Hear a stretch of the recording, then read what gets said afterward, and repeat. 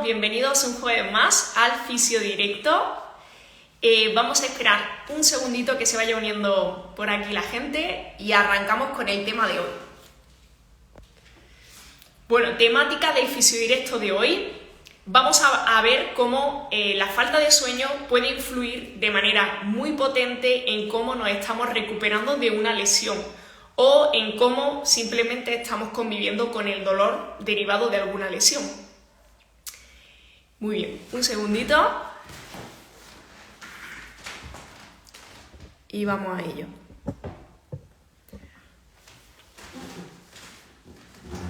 Genial, deciros también que durante el directo, quien quiera hacer cualquier pregunta, pues adelante, sin ningún problema, podéis preguntar. Intentaré resolverla pues en cuanto pueda. Bien, pues arrancamos. Como decía, temática del Fisio Directo de hoy, vamos a hablar acerca de cómo la falta de sueño puede estar influyendo en la recuperación de una lesión. Y en este directo vamos a trabajar como en tres partes. La primera de ellas vamos a analizar qué es el sueño, qué fases constituyen este sueño y bueno, pues cómo nos puede ayudar en diferentes facetas de nuestro organismo. En la segunda parte vamos a ver cuáles son las consecuencias de esa falta de sueño. Vamos a ver también en determinadas lesiones cómo puede estar influyendo la falta de sueño. Y por último vamos a dar una serie de consejos, de guías para quien quiera ir mejorando esa calidad de sueño y por tanto que su recuperación sea mucho más óptima. Muy bien, pues vamos con esta primera parte. Como decía, vamos a determinar qué es el sueño. El sueño es un proceso biológico por el cual pasa nuestro organismo, que generalmente durante la noche y que se constituye de en torno a 4 o 5 ciclos de unos 90 minutos, ¿vale? El sueño tiene como 4 o 5 ciclos de 90 minutos en los cuales vamos pasando por diferentes fases. Encontramos una fase que se llama no REM y una fase REM, ¿vale? Y en cada una de esas fases la profundidad del sueño es diferente. Conforme nos acercamos a la fase REM, nuestro sueño tiende a ser mucho más profundo. Decir que en ambas fases ocurren diferentes procesos, ¿vale? A nivel biológico, que quizás son un poco más complejos, pero lo que sí es cierto es que nuestro cerebro, nuestro organismo, aprovecha ese momento para limpiarse, por así decir. Es el momento en el que nuestro organismo va a desechar sustancias de desecho y va a hacer que se mejoren o que se regeneren ciertas zonas de nuestro cuerpo que estaban lesionadas o que necesitan algún tipo de reparación, ¿vale? Así que bueno, esto, fijaos, es la clave o es el motivo por el que el sueño es tan importante, fundamental, de cara a recuperarnos de una lesión. Fijaos, escuchando un podcast de la psicóloga Marian Rojas, me gustaba algo que mencionaba, y es que todos conocemos el sistema linfático en nuestro cuerpo. El sistema linfático tiene un papel fundamental que es depurar o limpiar las sustancias de desecho que pueda haber en nuestro organismo. Bien, pues bueno, en nuestro cerebro existe algo similar que el sistema linfático, ¿vale? Y hay determinados procesos por los cuales hay un líquido que va pasando a través de nuestras neuronas y que va haciendo pues ese proceso de depuración o de limpieza. Y este proceso se hace justamente por la noche, justamente durante el sueño.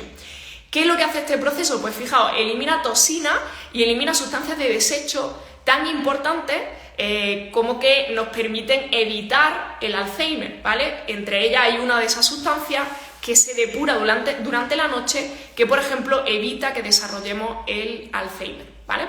Bueno, pues fijaos qué interesante esto del sueño, cómo es fundamental que descansemos bien para que se den todos esos procesos, todo ese sistema linfático se active y por supuesto para que nuestro organismo, nuestra zona lesionada tenga un momento de reparación óptimo, ¿bien? Vamos a irnos a hablar de otras sustancias que también están muy presentes durante el sueño, que son el cortisol y la melatonina. No sé si a algunos suenan estas dos sustancias, decidme por aquí en comentarios. ¿Habéis escuchado hablar alguna vez del cortisol o de la melatonina? Bueno, el cortisol es verdad que es una hormona que se tiende a relacionar con el estrés y por eso como que la tenemos un poco vetada, pero lo cierto es que no es una sustancia mala, es una sustancia que tiene que estar presente en nuestro organismo, que es importante que lo esté Y por supuesto es una hormona que va a influir en nuestros ciclos de actividad y de inactividad, por así decir. Va a hacer que nuestro organismo, cuando esa hormona, cuando ese cortisol está elevado, va a hacer que nuestro organismo esté mucho más activo, y cuando empieza a descender, pues nuestro organismo tiende a bajar su nivel de actividad. Bien, es importante que este cortisol siga un ciclo en el que, bueno, pues durante el día, durante la mañana empieza a subir, tiene un pico, y luego a lo largo de la tarde va descendiendo hasta que llega la noche, ¿vale? Esto será lo ideal con este cortisol. Y luego encontramos otra sustancia que se llama melatonina, cuyo papel es un poco inverso, ¿vale? Lo que ocurre con la melatonina es que empieza a elevarse cuando se aproxima la noche. ¿Y por qué? Pues bueno, porque esta melatonina está muy relacionada con procesos que activan nuestro sistema parasimpático. Para que entendamos un poco, nuestro sistema parasimpático es el que se encarga de relajarnos, de bajar nuestro nivel de actividad y de que se produzcan una serie de procesos como pueden ser la digestión o procesos de reparación en nuestro organismo. Son fundamentales, ¿vale? Entendemos que son fundamentales aquellos procesos que se activan cuando está nuestro simpático más activo, pero también los procesos que se activan cuando el parasimpático empieza a trabajar, ¿vale? Digamos que sin ese parasimpático, sin esas fases de descanso, de hacer la digestión, de regenerar nuestro organismo, el simpático no funcionaría, ¿vale? Si no dormimos bien durante la noche, si no se producen todos estos procesos de reparación y regeneración en nuestro organismo, por el día probablemente vamos a estar cansados, vamos a estar agotados, y ese sistema o ese mecanismo de reparación de nuestra lesión va a ser como menos óptimo, ¿bien? Vamos a tardar más tiempo en recuperarnos y probablemente pasemos por niveles de dolor un poco mayores. Bien, pues ya conocemos un poco más todo esto del sueño, ya conocemos en qué consiste.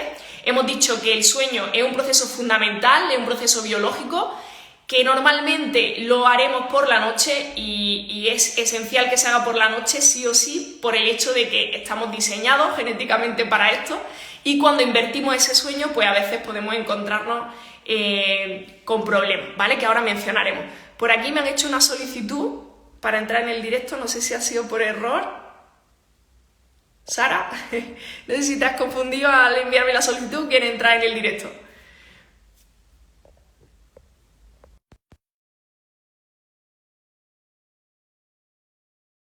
En directo, si alguien quiere comentar algo, sin ningún problema. Vale, como decía, hemos conocido lo que es el sueño, nos vamos a la segunda parte de este directo. Era Alonso, el puesto 45. Vale. Españoles, por favor. Cobra más según este estudio Pablo Marín, futbolista del Monza. Creo que ha habido un error. Sí. Creo que se ha confundido.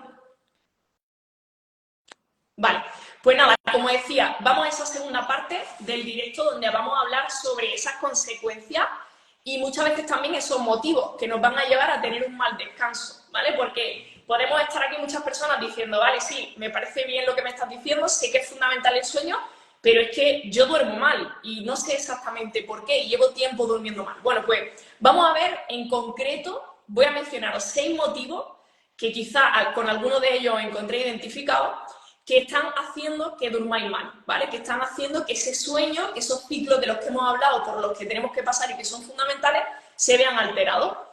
El primero de ellos, y que suele ser muy común, es el estrés, ¿vale? Muchas veces tenemos situaciones diarias que nos conllevan estar en un nivel de alerta demasiado elevado, incluso pues con niveles de estrés altos, y esto al fin y al cabo va a hacer que esas dos hormonas de las que antes hablamos, el cortisol y la melatonina, no trabajen correctamente, ¿vale? Tengamos los niveles de cortisol demasiado elevados pues cuando llega la noche. Y esto va a hacer, como digo, que no consigamos conciliar el sueño, ¿vale? Porque el sueño al final es un conjunto de factores que tienen que ocurrir para que nuestro cuerpo identifique que tenemos que bajar ese nivel de activación y descansar, ¿bien? Si yo estoy en alerta, al final mi organismo es como si estuviera preparado para salir corriendo. Y lógicamente en ese momento no se puede dormir, ¿vale?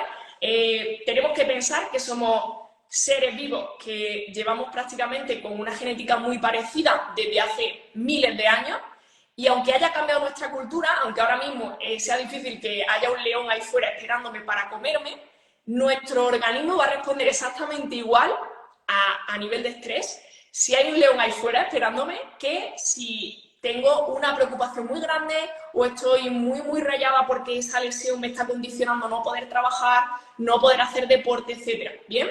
Entonces, en momentos en los que estamos lesionados, nuestros niveles de estrés o de alerta normalmente van a estar un poco más elevados. Y esto también lo tenemos que tener en cuenta de cara a poder controlarlo, ¿vale? Ahora daré algunas herramientas para ello. En segundo lugar, segundo motivo por el que podemos dormir mal es el tema de los horarios, ¿bien?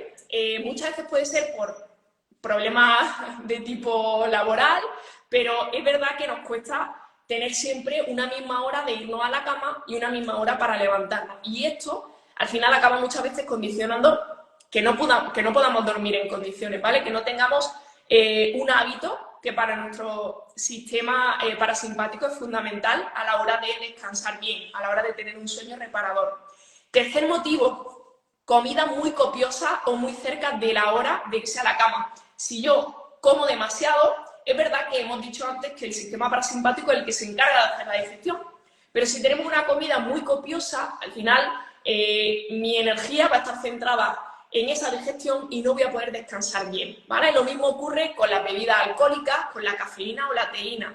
Son estimulantes, son pues, bebidas que nos hacen estar más alertas, que activan esas hormonas más simpáticas y esto nos va a hacer pues, que podamos dormir peor o que no conciliemos bien el sueño, ¿ok? Así que intentar reducir ese consumo de alcohol, de cafeína, etcétera, ¿bien? Más cosas que nos pueden hacer dormir mal, pues por ejemplo, una alta demanda física. Si antes de irme a la cama he tenido que salir corriendo porque me perseguía, no sé, la policía, espero que no, pero si me perseguía alguien y he tenido que salir corriendo o simplemente me han dado una mala noticia, he discutido con alguien y tengo un nivel de alerta muy alto, bueno, pues esto va a hacer que descanse peor, ¿vale? Al final son cosas pues más o menos entendibles, son cosas que todos sabemos, pero para mí lo más fundamental y quizá lo que puede ser un denominador común para todas las personas que sufren malos hábitos de sueño es el tema de la iluminación. Fijaos, son las 8:30 de la tarde, en la calle prácticamente de noche, pero aquí parece de día. ¿Y qué os comentaba antes? Mi organismo sigue funcionando exactamente igual que hace miles de años. Y el hecho de que, bueno, hoy dependamos mucho de la iluminación artificial también hace que sea un poco rayante para nuestro cerebro. Es decir, en el momento que está entrando luz a través de mi ojo, mi cerebro empieza a activarse y empieza a generar procesos de parasimpáticos, procesos de mantenerme alerta, de mantenerme en un estado de activación y por lo tanto le estoy diciendo a mi cerebro que todavía no es de noche, que todavía no tiene que activar esa melatonina, que no tiene que activar esa serie de mecanismos que me induzcan a la relajación y al sueño. Entonces, esto es algo que nos pasa absolutamente a todos y que somos conscientes de ello, por tanto, deberíamos intentar limitarlo, ¿vale? Cuando se acerca la noche, cuando empieza a oscurecer fuera, vamos a intentar, pues, apagar las luces o meternos en un ambiente un poquito más cálido a nivel lumínico para que nos ayude a conciliar el sueño, ¿bien?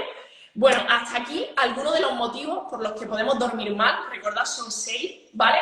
Los digo rápidamente: el estrés, los horarios irregulares, las comidas copiosas, las bebidas alcohólicas u otros estimulantes, la iluminación artificial y, por otro lado, la alta demanda física. Pegarme una carrera, que me haga un entrenamiento súper intenso antes de irme a la cama. Esto puede hacer que duerma mal, ¿vale? Bien, ¿y cuáles son las consecuencias de que haya dormido mal? Bueno, pues aquí vamos a entrar un poco en el grueso, en el centro de este directo, que era cómo la falta de sueño está influyendo en que no me recupere, ¿bien? Vamos a ver algunas de las consecuencias generales. Fijaos, la propia falta de sueño, la falta de descanso, ya va a hacer que mi nivel de estrés aumente, así que al final se convierte en una especie de bucle.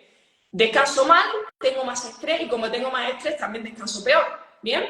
Segundo motivo por el que duermo mal segundo motivo por el que dormir mal me puede afectar es que aumenta mi nivel de ansiedad, de fatiga también, ¿vale? Y me empiezo a encontrar como más cansada después de levantarme. Tercer motivo, mi nivel de ansiedad, como decía antes, ¿vale? Estrés, ansiedad, fatiga. Y el cuarto motivo, que sería el mal humor, ¿vale? Hay muchas personas, lo sabréis, que si descansáis peor o que si tenéis periodos en los que dormís menos, probablemente vuestro humor sea muy diferente, ¿vale? Pues bueno, 4 consecuencia de haber dormido mal, que prácticamente son fáciles de observar en cualquier persona, ¿bien? Pero vamos a irnos un poco más allá, vamos a analizar cómo esto afecta a las lesiones. Fijaos, hay estudios que nos dicen que hasta un 82% de las personas con dolor crónico duermen mal. Hablamos de dolor crónico en aquellas personas que tienen un dolor muy persistente, que llevan incluso años arrastrando dolor, que no cede. Y fijaos esta relación, el 82% de personas que tienen dolor duermen mal. Y esto, igual que decía antes que el estrés y el sueño y el mal sueño suelen ser un bucle, esto también suele ser un bucle, ¿bien? Personas que tienen dolor crónico normalmente se despiertan mucho por la noche, no consiguen conciliar un sueño profundo. Y es que está demostrado que si consiguieran estas personas dormir mejor, dormir con un sueño más profundo, probablemente se revertiría ese dolor, es decir, iría disminuyendo poco a poco. Entonces, bueno, muchas veces imagino también que los propios médicos que se encargan quizá de dar consejos, de incluso dar medicación a personas que tienen dolor crónico, hay un mundo bastante complejo porque es como, bueno, ¿por dónde empiezo para ir rompiendo un poco ese bucle de que empieces a dormir mejor para que ese dolor deje de incapacitarte tanto, ¿no? Se puede hacer, se puede conseguir y ahora daré algunos consejos, pero bueno, a veces en personas con dolor crónico es un poquito más difícil. Bien, vámonos a otros casos. Fijaos, el 70% de personas con lumbalgia, es decir, dolor de espalda, dolor de zona lumbar y cervicalgia, tienen asociado una falta de sueño o una baja calidad de sueño. 70% de personas que le duele la espalda o que le duele el cuello tienen una mala calidad de sueño. Ostras, es un dato súper alarmista, súper alto, ¿vale? No sé por aquí si tenéis problemas con el sueño, me gustaría que lo compartáis, que podamos ponerlo en común si os apetece. Vale, normalmente, bueno, yo personalmente he tenido periodos, pero sí que he sufrido de dolor de espalda y al final le veo mucha relación a esto. Cuando tengo periodos en los que duermo peor, mi dolor de espalda aparece, ¿vale? Y cuando estoy muy descansada, cuando estoy muy bien, ni me acuerdo de dolor de espalda, ¿vale? Para que veáis que, bueno, yo misma, siendo fisioterapeuta, también paso por esto, así que lo sé de primera mano. Y, bueno, pues fijaos, en concreto, sabemos que la cervicalgia, el dolor en el cuello, requiere sí o sí de una mejora de los hábitos del sueño para que esto se vaya solucionando, para que dejemos de tener dolor en el cuello.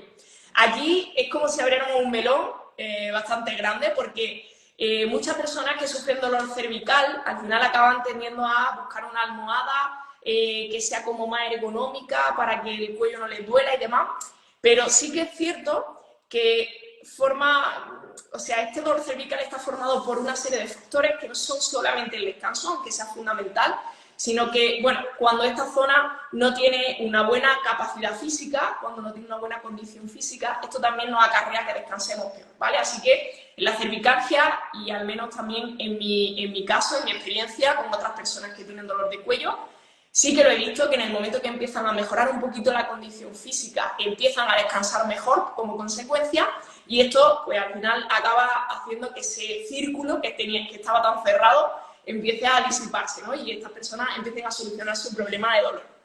Muy bien, pues como decía, fijaos qué importante tanto en la cervicalgia, en el dolor de espalda y en el dolor crónico, el descanso es fundamental y por supuesto en cualquier otro tipo de lesión, ¿vale? He mencionado quizás las más llamativas, pero nos encontramos con este tipo de problemática en cualquier otra lesión, ¿bien? Bueno, vamos a esa tercera parte del directo de hoy, que es, vale, ya me has dicho muchas cosas, Sonia, sé lo que es el sueño, sé cómo puede afectarme si no duermo bien, pero ¿qué puedo hacer? ¿Qué está en mi mano para empezar a modificar esto? Porque no quiero tomar pastillas, por favor. Intentad, si tomáis pastillas, ir reduciendo esa dosis. Y si os lo estáis planteando, de verdad, probad todo esto antes de consumir pastillas, ¿vale? Fijaos, por ejemplo, soluciones. Como decía antes, somos seres vivos en una cultura que ha avanzado súper rápido, pero genéticamente estamos diseñados como hace miles de años. ¿Y esto qué quiere decir? Que tenemos que exponernos al sol, ¿bien? ¿Cómo que exponernos al sol? Pero, ¿tomar el sol como lagartija? Bueno, No tanto así, pero sí es cierto que se recomienda al menos una exposición al sol de unos 30-40 minutos al día por lo menos, ¿vale? Yo incluso recomendaría más. ¿Por qué? Al final, el estar expuesto al sol no solamente tiene beneficios para nuestra salud ósea, ya sabemos que la vitamina D se activa gracias al sol, pero aparte de esto, el sol induce que dormamos mejor, ¿vale? Induce que tengamos un descanso mucho más bueno durante la noche. Así que exponernos al sol es gratis y es muy fácil de hacer. Segundo factor, segunda solución para empezar a dormir mejor. Por ejemplo, vamos a buscar un horario más regular. Antes decía que esa falta de horario muchas veces a la hora de irnos a la cama nos acaba acarreando que durmamos peor. Bien, pues vamos a buscar regularizar ese horario. Incluso si tenemos que buscar una siesta, pues vamos a regularizarla también y que todos los días hagamos esos 20-30 minutos de siesta, ¿vale? Por otro lado, tercer factor, evitar comida copiosa, ¿vale? Lo que decíamos antes, si me tengo que acostar dentro de un par de horas, no me voy a pegar un festín, sino que voy a intentar comer algo más ligero, que esto me va a ayudar a descansar mejor, ¿bien? Cuarto factor, hablamos de evitar bebidas alcohólicas, cafeína, teína, en las horas próximas a irnos a la cama. Yo diría que a partir del mediodía, a partir de las 1 a las 2 de la tarde, intentemos no recurrir a este tipo de bebidas, ya que normalmente nos van a hacer dormir un poco peor. Quinto factor, quinto elemento que nos puede ayudar a dormir mejor, fijaos que sencillo, una ducha calentita, ¿vale? Una ducha caliente va a inducir a relajarnos, va a ayudarnos a descansar mejor y, bueno, pues al final que este sueño sea mucho más reparador. Y por último, voy a hablar del ruido y la temperatura, ¿vale? Normalmente, si estoy en un sitio que es muy ruidoso, esto ya va a hacer de por sí que me cueste conciliar el sueño. Y si la temperatura de la habitación es muy alta o muy baja, también va a ser difícil. Así que, bueno, regular la temperatura y el ruido de la habitación, y esto va a hacer que durmamos de 10, ¿vale? Bueno, son pequeños hábitos. Para mí el más importante es que, sobre todo, controlemos el tema de la luminosidad, ¿vale? Que no nos vayamos con el móvil a la cama, que intentemos no estar con una luz súper intensa en las horas próximas a irnos a la cama. A veces es inevitable porque habrá personas que trabajéis pues hasta las 9, 10 de la noche, incluso más, pero en la medida que sea posible, de verdad, ir reduciendo esa iluminación, y esto va a hacer que automáticamente nuestro cerebro diga, se está haciendo de noche, hay que ir activando aquí la melatonina para que empecemos a dormir.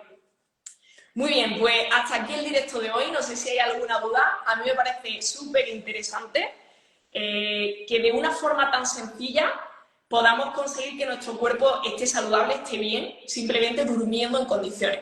Fijaos, muchas personas podéis pensar, bueno, ¿y cuánto es lo normal que duerma? Porque a mí me han dicho que tengo que dormir 8 horas, pero es que yo no consigo dormir 8 horas, ¿vale? Fijaos qué sencillo, un día que no tenéis que madrugar, os acostáis a una hora a la que más o menos os acostáis normalmente y no ponéis el despertador, ¿vale? Y veis a qué hora os levantáis. Bueno, normalmente a esa hora a la que os levantáis y os despertáis pues con sensación de haber dormido bien, esa sería la hora ideal, o ese sería el tramo de hora ideal que deberías dormir durante la noche, ¿vale? Como digo, muchas veces nuestros horarios laborales impiden que nos ajustemos perfectamente a dormir ese número de horas, pero en la medida de lo posible vamos a intentarlo, porque nuestro organismo nos está diciendo de forma natural lo que necesita dormir, que sean 6, 7, 8, 10 horas, cada uno necesitará una cantidad de horas determinada, pero cuanto más nos ajustemos a ese número de horas, mucho mejor nos vamos a encontrar, ¿vale? Pues nada, no me enrollo más. Creo que ha quedado un directo bastante interesante. Muchísimas gracias a los que me habéis escuchado hasta el final. Y quiero comentaros que la semana que viene tendremos por aquí a una profe de educación física que nos va a hablar de cómo se va viendo los hábitos de actividad física, cómo los chicos jóvenes de hoy día hacen o no hacen actividad física, y vamos a indagar un poco más en todo el mundo de la juventud y el ejercicio. Así que, bueno, pues sin más, me despido. Nos vemos la semana que viene, jueves a las 8:15. Un besito.